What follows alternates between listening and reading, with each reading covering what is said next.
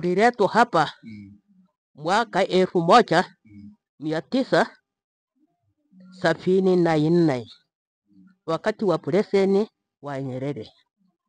Ndio tuliwekwa hapa nikajenga hapa. Tunaomba Mama Samia atuangalie, angalia hata babangu ni kilema jamani. Kwa kweli tunateseka sana. Pole sana. Tunashinda kabisa.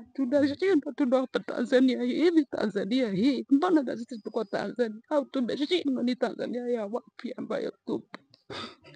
Pole sana, pole sana. Ni kutoka jijini Dar es Salaam hadi kijiji cha Nyasincha wilayani Tarime mkoani Mara.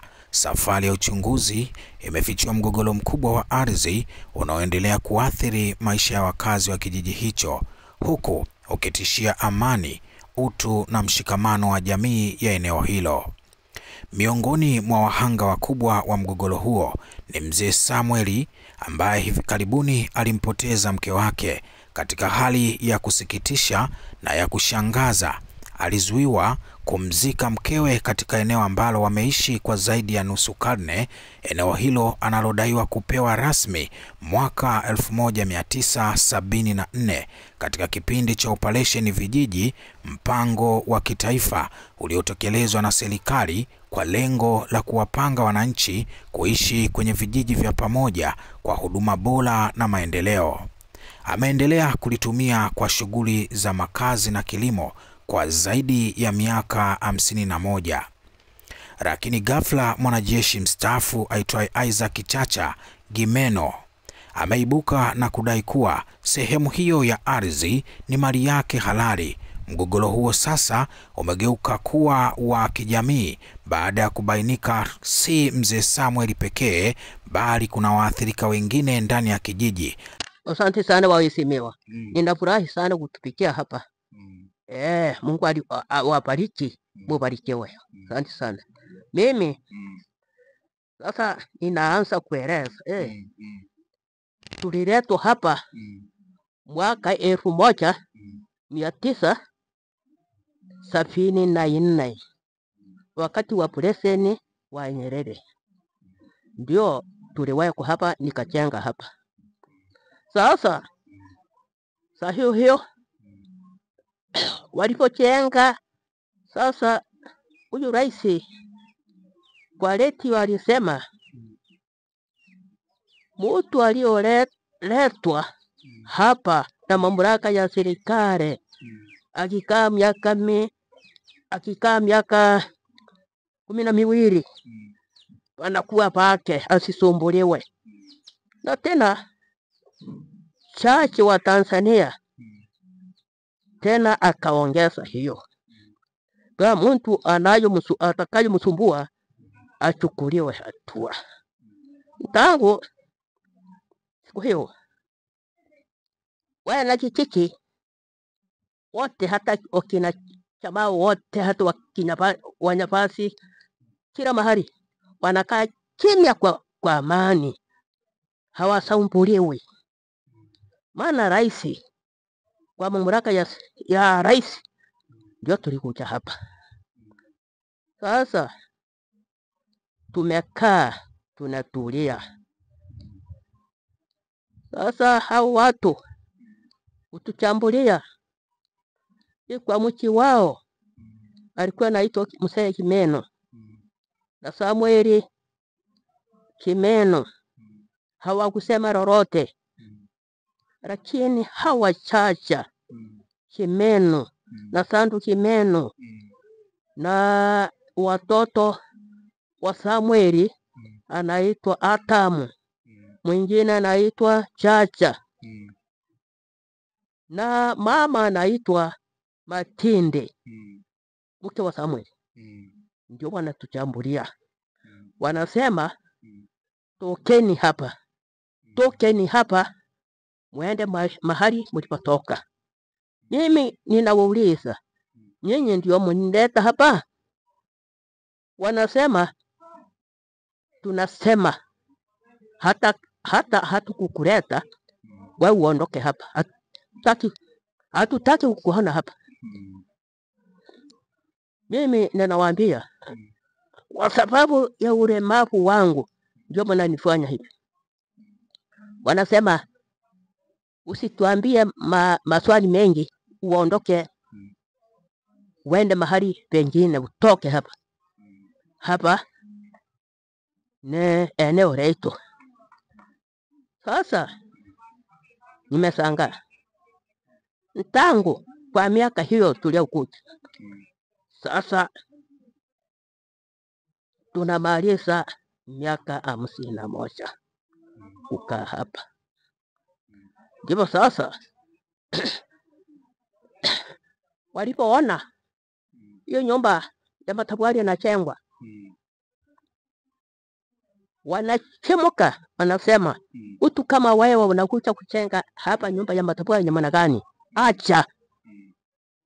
Sasa wakaenda wakatanganya. Sasa waliponiambia hivi, nikasema hapa ni bahari niliyopewa na rais. Sasa mimi sitaondoka hapa. Wakaona hivyo, wakaleta mawe hiyo mnayoona huko nje kwa magari ile ya barabara, magari makubwa.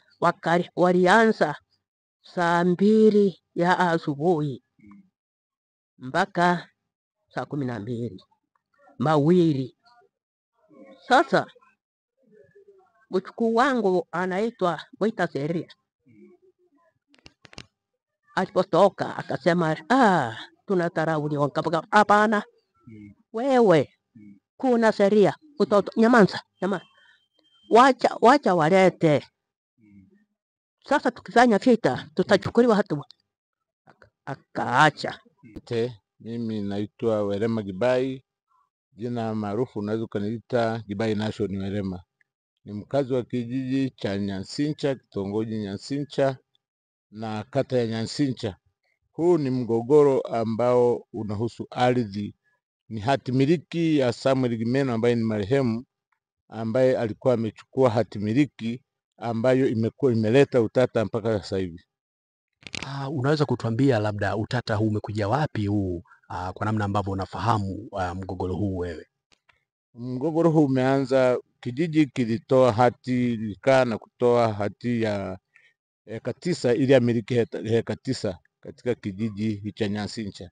Lakini baada ya hapo akawa amejichukulia hekta 23.12 ambayo inaonyeshwa kwenye hati. Tulipoenda kwenye sachi yake ya kimkoa, tulipoenda kufuatilia tukakuta hati ni ya sachi ni ya miaka 33 tofauti na hati yake ambayo ni miaka 66. Kwa hiyo kwa mazingira hayo mlijaribu kushirikisha labda uongozi wa kijiji, labda uongozi wa wilaya, kwa namna ambavyo kuona baraza la ardhi labda kuweza kujua kwamba inaweza kusaidia vipi katika kutatua mgogoro huu? Tulichukua hatua, mwenyekiti wa kijiji tukamweleza, akatupatia barua ya kwenda kwenye malalamiko, tukapeleka kiwilaya, tukaenda tena kimkoa, ardhi mkoa, ndio wakatuandikia, wakarudisha barua kwenda kwa afisa ardhi wa wilaya, na yeye akaja akaangalia mgogoro na akaangalia hati, akaona hati yenyewe ni hati ya kugusha ambayo sio yenyewe, haipo vizuri. Mwenyekiti, tumekuja hapa lakini tumeona pia kuna msiba maeneo haya, lakini kwa taarifa ambazo tunazo ni kwa wenyeji wanavyosema hapa kwamba mpaka sasa hivi hawajaweza kuzikwa marehemu kutokana na mgogoro huu, mgogoro wa ardhi. Wewe kama mwenyekiti wa kijiji hichi unaufahamu vipi labda mgogoro huu kwa namna ambavyo unaona? Kwanza kabisa kwa majina naitwa Yosia Mwera Mwita, mwenyekiti wa serikali kijiji cha Nyansincha. Ndugu zangu wageni, karibuni sana Nyansincha. Japo hapa kwa kweli tuna shida Nyansincha. Baada ya kuwa kifo hiki kimetokea, wananchi wamepata taharuki kubwa sana kwa sababu ya zuio hili mama huyu kutozikwa. Mama huyu alifariki tarehe 6 mwezi huu mwaka huu, akapelekwa mochari. Ilitegemewa kwamba atazikwa, lakini zuio limetoka mahakamani kwamba azizikwe. Kesi wanapokwenda hao wanaenda inapigwa tarehe tu kila siku, haijatolewa hata muamuzi, haijasikilizwa. Kwa kweli hata mimi mwenyekiti wa serikali nimehuzunika sana nikimuona huyu mzee mnavyomuona nyie, na ni mzee mlemavu, lakini anashindwa kupewa haki yake. Hata sisi ni tumehuzunika sana. Ndugu zangu, mimi nacho waomba waandishi wa habari, kwa namna wote mnavyonitazama, hata wananchi wanavyonitazama, kwa kweli nilivyo hapa hata nashindwa kuongea niseme nini, maana hiki sijawahi kukiona. Maana huyu mzee amekuja 74 hapa, tangu 74 mpaka leo ni miaka mingi. Sikutegemea kwamba jambo kama hili linaweza likatokea, lakini ndilo limetokea. Mnyonge ananyenyeswa kwa namna hii. Hata mimi ni kwa kweli nimeshindwa la kufanya. Kama basi hata rais atasikia kilio chetu cha Wananyansincha. Wananyansincha tunalia serikali kwamba Rais Samia tusaidie. Hatujawahi kuliona hili. Wenye nguvu hao ambao wanajiita ni wenye nguvu, hata mimi pia sina amani. Ninapojaribu hata kusema lolote wananitishia, mpaka wanafanya mikakati ya kuniingilia nyumbani. Kina nani mwenyekiti ambao wanakutishia wakati wewe ndio kiongozi wa kijiji hiki? Kuna mstaafu wa jeshi anaitwa Joseph Gimeno, Isaac Gimeno, ndio wananitishia, na ndugu yake anaitwa Sando ambaye ni mwalimu anayefundisha hapa. Yaani hata siku moja walikula njama ya kuja kunimaliza nyumbani kwa sababu ya tukio hili. Lakini mwananchi huyo aliokuwa anamwambia kwamba ndio mwenyeji awalete kwamba ana silaha anaweza kunipiga risasi, huyo mwananchi akaogopa. Baadaye akaniambia kwamba tumekula njama ya kuja kuniwaleta, kwa sababu mimi nikaogopa, kwa sababu sijawahi kufanya hapo. Wananisuluhisha kwa sababu mimi ndio mwenyeji kwako, niwalete. Lakini hilo lote nilipeleka hata taarifa polisi, hata msaada wowote sijaupata. Na hapo nilipo mimi nina wasiwasi hata kwangu. Yaani hapa unaona sasa hivi ni kama ni saa 11, lakini nategemea kwamba niwe nimefika nyumbani mapema, maana sina amani. Wananichukia kwa sababu ya tukio hili. Ninaposema msimuonee huyu mnyonge, wananiona mimi kama sifai, wananitishia kwa kweli, kwa kuwa wana nguvu. Na huko kwao tangu zamani nilipokuwa mimi nikizaliwa, nikiwa najua kwamba silaha ilikuwa inamilikiwa hapo nyumbani. Sasa kwa kuwa wao wana silaha, wana nguvu, wanasema mimi mwenyekiti ni mtu mdogo ambaye sina nguvu zozote, kwa lolote wanaweza wakanifanya. Kwa hiyo mimi naomba kwa kweli tusaidiwe. Nyansincha tuna shida, Nyansincha tumepata shida. Mimi ni mzoefu, nimekaa miaka mingi. 2010 ndio niliingia wenyekiti huu, lakini tangu hapo nilikuwa sijawahi kuona tukio kama hili.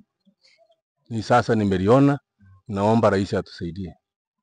Kwa hiyo kwa namna ambavyo umeona wewe katika mazingira haya ambao uvunjifu wa usalama katika mwenyewe umeeleza hapo, hasa unataka rais akusaidie kitu gani hasa, Rais Samia Suluhu Hassan?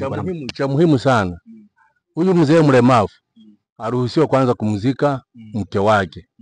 Ni muda mrefu amekaa hapo, hata watu tumekaa sasa muda mrefu watu wafanye shughuli kwa sababu yuko mochari.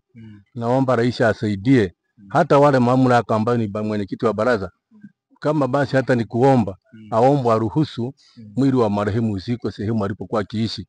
Na anajua mimi hana sehemu nyingine, maana mimi nimezaliwa 68, nimekuwa 68 ni 74 nikakuta hapa huyu mama yupo na huyu mzee. Sijawahi kuona wana sehemu nyingine tena. Sehemu hii ndio yenyewe mpaka ninavyoiona. Kwa hiyo naomba wapewe haki yao, wazike mwili wa marehemu, isilete shida. Watu wametahamaki sana kwa swala hili. Naomba asaidie kama anaweza, ama kama kuna kiongozi wote ambaye anaweza kusaidia. Lakini pia mimi ni mwenyekiti wa serikali kupitia Chama cha Mapinduzi. Hakika kabisa kuna watu ambao ni wanyongaji, wanasababisha hata serikali ya Chama cha Mapinduzi inatukanwa kwa kuwa kwamba hawatendi haki. Na maana inaonyesha kwamba serikali ya Samia na maana haitendi haki. Kwa sababu niseme hivyo nini? Samia ameshusha madaraka mpaka hapa chini, ameunda tume imekuja mpaka imemhoji huyu mzee. Wanasema kesho tu tutakuja tukusaidie. Mpaka leo sijaona hata hiyo tume inasaidia nini. Kwa hiyo watasababisha hata rais hao wanatukano bure. Kwa sababu wanaposema wanajitambulisha kwamba Samia ndio aliunda timu ije kusaidia hapa. Alafu pale wanaposhindwa kusaidia ni wanasababisha rais anatukano. Okay, asante sana. Ni mwenyekiti huyo akizungumzia namna anavyofahamu masaibu ambao anakutana nayo wanakijiji hapa katika kijiji hichi, lakini pia kwa mzee Samuel.